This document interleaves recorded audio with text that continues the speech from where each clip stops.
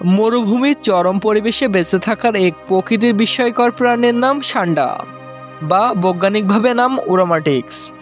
এটি একটি সরীসৃপ প্রাণী যা কঠোর শুষ্ক ও উত্তপ্ত আবহাওয়ায় তার বিশেষ অভিযোজনের মাধ্যমে জীবনের চ্যালেঞ্জ মোকাবিলা করে।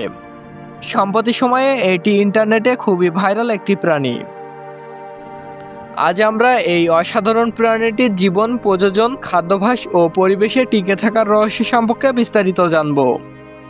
বিস্তারিত জানার আগে আপনার কাছে অনুরোধ থাকবে, আপনি যদি চ্যানেলটিতে নতুন হয়ে থাকেন তাহলে চ্যানেলটিকে সাবস্ক্রাইব করে বেল আইকনটিতে ক্লিক করুন। সান্ডা এটি মূলত আফ্রিকা, মধ্যপ্রাচ্য এবং দক্ষিণ এশিয়ার শুষ্ক অঞ্চলগুলোতে দেখা যায়।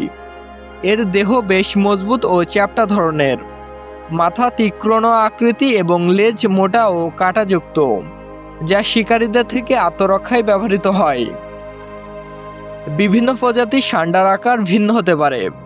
কিছু প্রজাতি মাত্র 25 সেন্টিমিটার, আবার কিছু 90 সেন্টিমিটার পর্যন্ত লম্বা হয়। আশ্চর্যজনকভাবে তাদের শরীরের রং পরিবেশের তাপমাত্রার উপর ভিত্তি করে পরিবর্তিত হয়। ঠান্ডা আবহাওয়ায় গাঢ় ও গরমে হালকা রং ধারণ করে, যা তাপ শোষণ বা প্রতিফলনে সাহায্য করে। সান্ডারা মূলত পাথুরে মরুভূমি বা বালুময় এলাকায় বসবাস করে। তারা নিজেরাই মাটির নিচে গভীর গর্ত খনন করে, যেটি তাপমাত্রা নিয়ন্ত্রণ এবং শত্রুদের হাত থেকে রক্ষা পাওয়ার জন্য আদর্শ মাধ্যম। এই গর্তগুলোর ভিতরে বাইরের তুলনায় অনেক ঠান্ডা এবং স্থিতিশীল তাপমাত্রা বজায় থাকে, যা মরুভূমির চরম তাপমাত্রা থেকে বাঁচার জন্য অত্যন্ত কার্যকর। তবে তাদের শরীরের জন্য উচ্চ তাপমাত্রায় ক্যালসিয়াম প্রয়োজন। তাদের গাছভোজী খাদ্য পুষ্টিকর হলেও উচ্চ ক্যালসিয়াম প্রয়োজন। এজন্য তারা মাঝে মাঝে খনিজপূর্ণ মাটির কিছু অংশ খায়। খাদ্যাভ্যাসের দিক থেকে সান্ডা প্রধানত তৃণভোজী। তারা গাছপালা, ঘাস, বীজ ও ফুল খায়। মরুভূমিতে পানির স্বল্পতা থাকায় তারা উদ্ভিদের ভিতরে জলীয় অংশ গ্রহণ করেই বেঁচে থাকে। এছাড়া তারা জল সংরক্ষণের জন্য অত্যন্ত ঘন প্রস্রাব বা শুকনো মল ত্যাগ করে। আশ্চর্যের বিষয় হলো তাদের মাথার উপরে একটি ছোট গর্তের মতো অংশে সকালে শিশির জমে, যা তারা পান করে।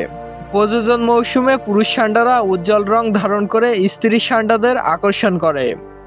স্ত্রী সান্ডা গড়ে 5 থেকে 40টি ডিম পাড়ে এবং প্রায় 2 থেকে 3 মাসের মধ্যে ডিম ফুটে বাচ্চা বের হয়। জন্মের পরপরই বাচ্চারা স্বাবলম্বী হয়ে যায় এবং শিকারীদের হাত থেকে বাঁচতে গর্তে আশ্রয় নেয়। আচরণগত দিক থেকে সান্ডা খুবই চতুর। তারা একাকী জীবনযাপন করে এবং দিনে সক্রিয় থাকে। সূর্যের আলোতে রোদ পোহায় এবং গরম হলে গর্তে আশ্রয় নেয়।